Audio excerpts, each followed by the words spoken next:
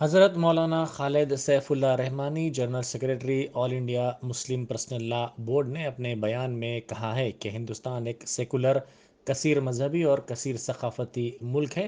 اسی اصول پر ہمارے ملک کا دستور تیار ہوا ہے۔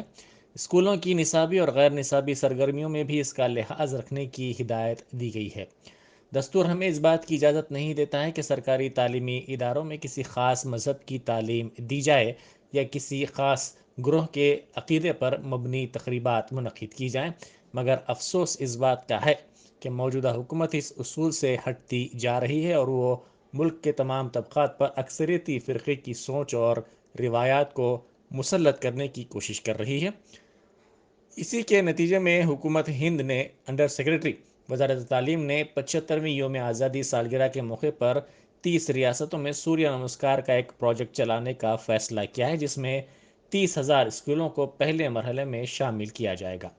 1 جنوری 2022 سے 7 جنوری تک کے لیے یہ پروگرام ترتیب دیا گیا ہے اور 26 جنوری کو سوریہ نمسکار کا ایک میوزیکل پرفارمنس رکھنے کا بھی منصوبہ ہے۔ آندھرا پردیش کے تمام تعلیمی عہدیداروں کو مرکزی حکومت کی طرف سے اس کی ہدایت دی گئی ہے۔ یہ یقینی طور پر غیر دستوری عمل ہے اور حب الوطنی کا جھوٹا پرچار ہے۔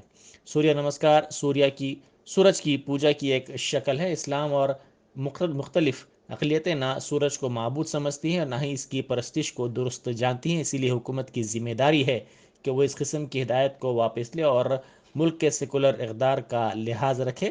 اگر چاہے تو حب الوطنی کے جذبے کو ابھارنے کے لیے قومی ترانہ پڑھایا جا سکتا ہے۔ اب یہ سوریہ نمسکار کرنا یعنی سورج کی پوجا کرنا، تو ہم سورج کی پوجا نہیں کر سکتے، ہم صرف اللہ کی ہی پوجا کریں گے، اس کے علاوہ کسی کی پوجا ہم نہیں کر سکتے۔